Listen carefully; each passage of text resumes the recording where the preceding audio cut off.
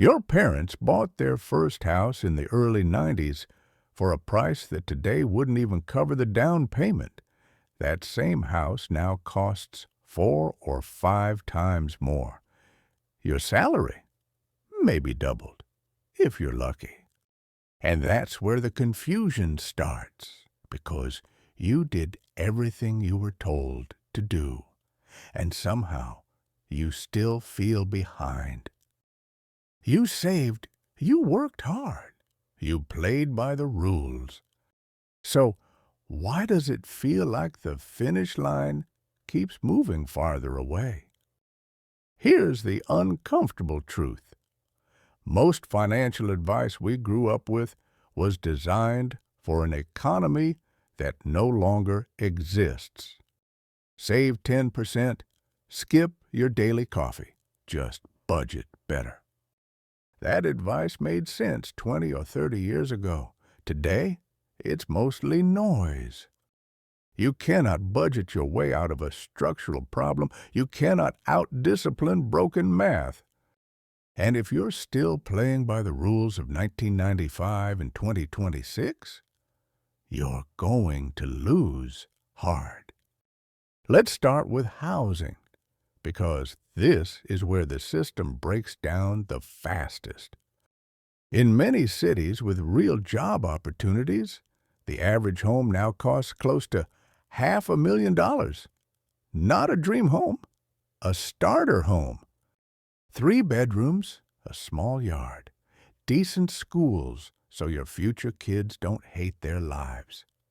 Here's the problem. Middle-income buyers can realistically afford only a small fraction of the homes on the market today. Just a few years ago, that number was much higher. Now, most options are simply out of reach. Mortgage rates climbed fast, and even if they ease slightly, they're not going back to where they were anytime soon. That means monthly payments today are often $1,000 higher than they were not that long ago. So what do people do? They stretch. They tell themselves spending 45% of their income on housing is temporary.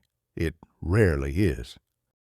When half your paycheck goes to a mortgage, you're not building wealth, you're surviving.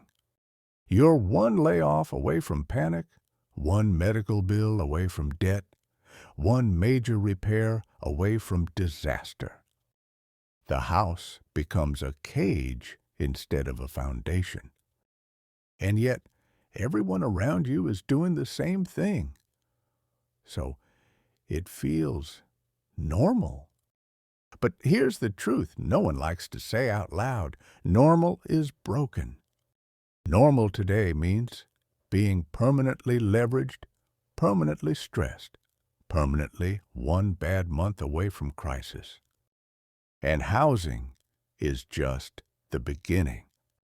Because right after housing comes the second financial destroyer, cars. And this one is even sneakier. The average car payment today is closer to what a mortgage payment used to be. For trucks and large vehicles, monthly payments can reach absurd levels.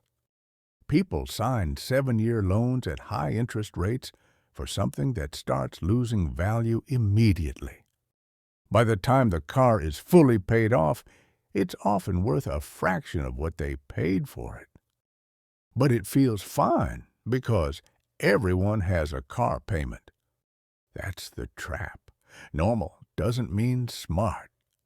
A used car bought in cash gets you to work just as reliably. The difference isn't comfort, it's tens of thousands of dollars and years of compound growth. This isn't frugality, it's basic math. Most people think the big milestone is the first $100,000. It's not. The real turning point is much smaller and much more powerful. It's the moment you have enough cash that emergencies stop feeling like disasters. Before that point, every unexpected expense creates fear. After it, problems are annoying, but manageable. That shift changes how you make decisions. You stop choosing out of desperation. You start choosing out of opportunity. And that psychological shift matters more than any investment return. This is where most people make a fatal mistake. They start investing while still carrying high-interest debt. Earning 8% while paying 20% isn't growth, it's loss. You're filling a bucket with a hole in the bottom. Paying off high-interest debt is a guaranteed return, one of the best you'll ever get. It's not exciting. It doesn't make for good social media content. But boring math builds wealth. Flashy stories build debt. Stop the bleeding first, then we can talk about growth. Here's the part no one prepares you for. Making smart financial choices can feel lonely. Your friends upgrade their homes. Your co-workers buy new cars. And you're the one driving something paid off and living below your means. People will judge you. Some will comment. Others will quietly feel uncomfortable. Let them. They're buying status with their future income. You're buying freedom in silence. Looking rich and being wealthy are rarely the same thing. Building real wealth is slow at first, painfully slow. Progress feels invisible. The numbers move, but your lifestyle doesn't. That's why most people quit. But something changes once momentum kicks in. Money starts working with you instead of against you. The years get shorter, the growth gets faster. And one day, you realize something important. You don't feel trapped anymore. That's what real wealth looks like. Quiet, boring, free.